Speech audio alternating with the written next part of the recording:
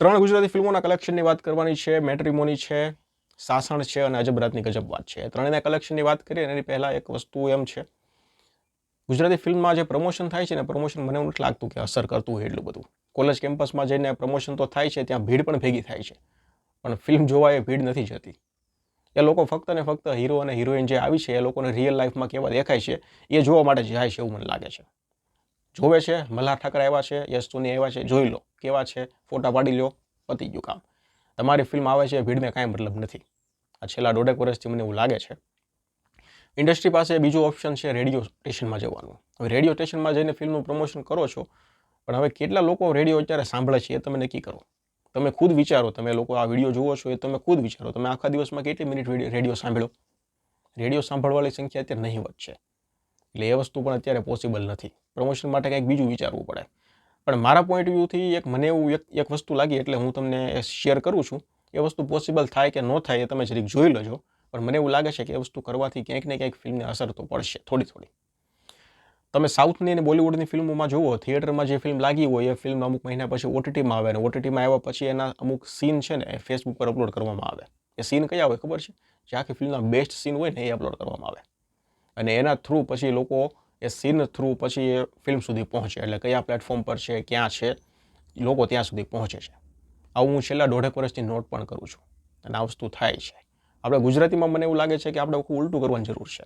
Film release થયા પહેલાં 4 થી 5 એવા આખી ફિલ્મના 4 થી 5 એવા સીન છે, બેસ્ટમાં બેસ્ટ હોય ને એવા, એ ફેસબુકમાં નાખી દેવાની જરૂર છે.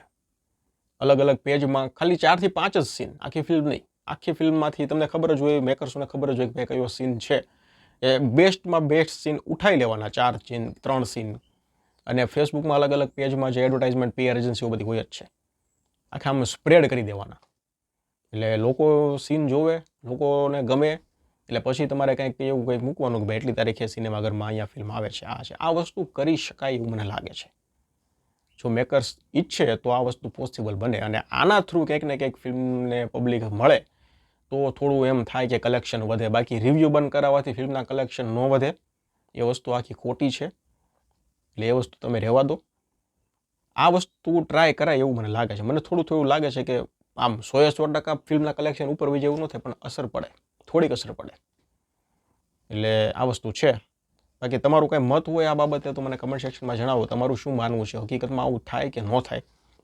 કલેક્શનની તમને વાત કરી દો. જો સાસણનું 5 દિવસનું છે, મેટ્રિમોનીનું 5 દિવસનું છે. સાસણનું પહેલા દિવસનું 3 લાખ હતું, બીજા દિવસનું 5 લાખ, ત્રીજા દિવસનું 6 લાખ, ચોથા દિવસનું 2 લાખ, પાંચમા દિવસનું 2 લાખ, ટોટલ 18 લાખ સાસણનું થયું છે. મેટ્રિમોનીનું પહેલા દિવસનું 6 લાખ, બીજા દિવસનું 5 લાખ, ત્રીજા દિવસનું 8 લાખ, ચોથા દિવસનું 4 લાખ અને પાંચમા દિવસનું 5 લાખ, તો 25 લાખ થયું છે. ફિલ્મ સારી હતી, પણ સારી ફિલ્મના કલેક્શન આવતા નથી, એ વસ્તુ તમે નોટ કરી જશે. લોચા લાપસી તમે જોઈ લો, ઇન્ટરવ્યૂ તમે જોઈ લો, આ મેટ્રિમોની પણ તમે જોઈ લો, અજબ રાતની ગજબ વાત તમે જોઈ લો. કલેક્શન કરોડ સુધી પહોંચવામાં કેટલા દિવસો લાગે? મેં આ અજબ રાતની ગજબ વાતનું 12 દિવસનું નેટ કલેક્શન 93 લાખ રૂપિયા છે. હજુ સુધી કરોડ સુધી નથી પહોંચ્યું. બધા રિવ્યૂ પોઝિટિવ, પણ કરોડ સુધી ફિલ્મનું કલેક્શન નથી પહોંચ્યું.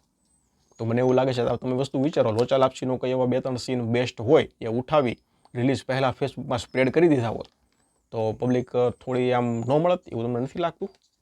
મને કમેન્ટ સેક્શનમાં જણાવો તમારું જો કંઈ મત હોય એ. ધન્યવાદ.